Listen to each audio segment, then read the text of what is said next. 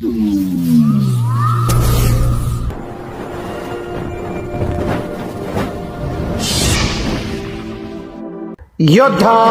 News Marathi.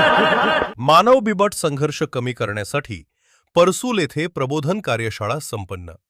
Junnar one विभागाच्या वतीनं उपवन संरक्षक प्रशांत खाडे, सहाय्यक वनरक्षक अमृत शिंदे तसेच संतोष कंक, वन परिक्षेत्र अधिकारी चाकण यांच्या मार्गदर्शनाखाली नुकतीच परसूल येथे मानव बिबट वन्यजीव संघर्ष कमी करण्यासाठी जनजागृती व प्रबोधन कार्यशाळेचे आयोजन करण्यात आले होते।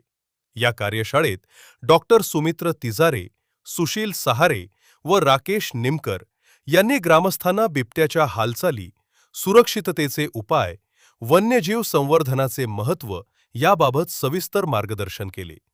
तसेच प्रश्नोत्तरांच्या माध्यमातून ग्रामस्थांच्या शंकांचे निरसन करण्यात आले।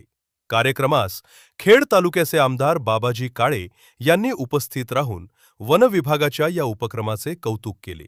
मानव आणि वन्यजीव यांच्यातील संघर्ष टाळण्यासाठी जनजागृती अत्यंत आवश्यक असून ग्रामस्थांनी सतर्क राहून वन विभागास सहकार्य करावे असे आवाहन त्यांनी यावेळी केले।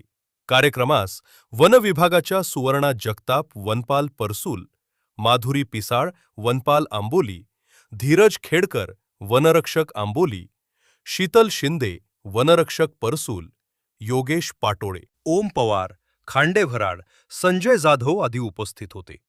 तसंच सरपंच बाळू बांगर, तुकाराम म्हसे, रोहिदास शिंदे व मोठ्या संख्येनं ग्रामस्थांनी कार्यशाळेस उपस्थिती दर्शवली।